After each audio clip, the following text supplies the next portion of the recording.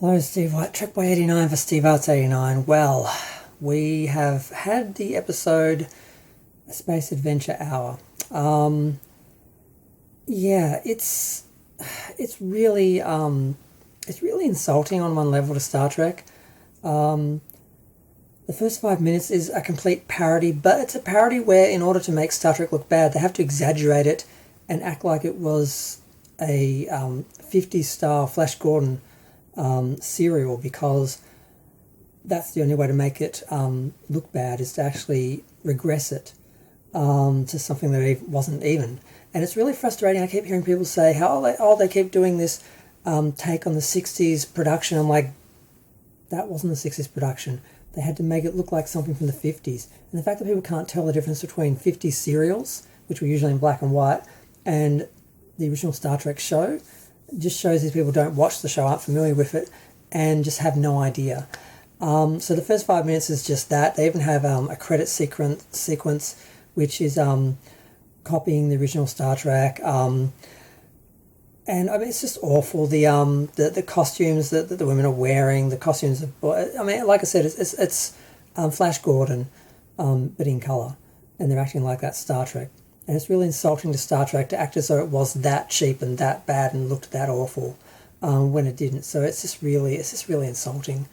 And of course, Paul Wesley showing he can't actually act, but he can basically mimic William Shatner. He can't actually act Kirk in a way that gives him any charisma or gravitas or anything interesting, but he can do a parody, and it's on a par with like Saturday Night Live with Jim Carrey doing Shatner. So it's not even original or clever or interesting or anything. And they're not even doing a direct copy of Star Trek, so they don't have the guts to directly attack Star Trek. They're just doing this safe, from a distance, not quite parody of it, and it's just really just insulting. So the actual story is fairly simple. They're installing a holodeck-style entertainment thing on the Enterprise. They can't even decide what to call it, and they mention the whole rec room and all that sort of stuff. So they do manage to explain the holodecks on the original series, animated series, and the Discovery ones and all that. The idea that space stations and some sort of ships would have like target range style sort of ones for like training and that, and that they tried installing it here, but because it used so much power to do all the processing, even though it was a less sophisticated holodeck, just made it not practical for something on a starship, which explains why it only appeared, how it appeared in Discovery being used for target practice, and how it appeared in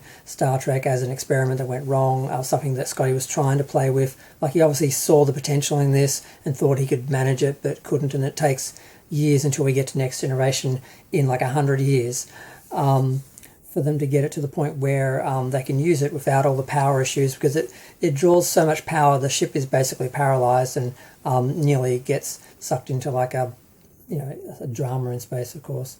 So you have Scotty and Uhura having to save the ship, and Scotty having to go into the holodeck, because La'an basically goes in and tries a holodeck novel of this detective she used to like, and Spock's in there with her, but it's not actually Spock, it's like a hollow Spock, and the whole time he's kind of flat, and after that they end up having the beginning of a romance, and it's pretty fast.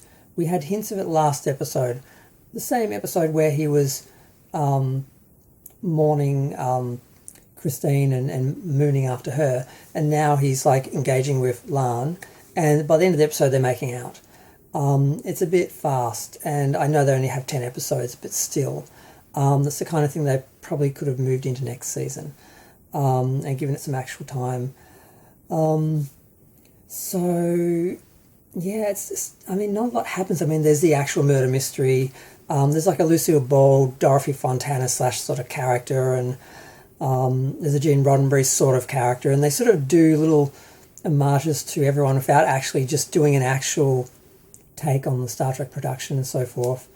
It's yes, it's insulting, but it's not directly insulting, and it's not that interesting. It's everything we've seen before. Oh, the safeties aren't working. Lana gets hurt by a falling thing. Oh no, we can't end the program. We have to finish the story within the program for it to end, and just the same issues that they had in other Star Treks, and they just copied so much from the other holodeck episodes. It's like, well, we just want to do a holodeck episode.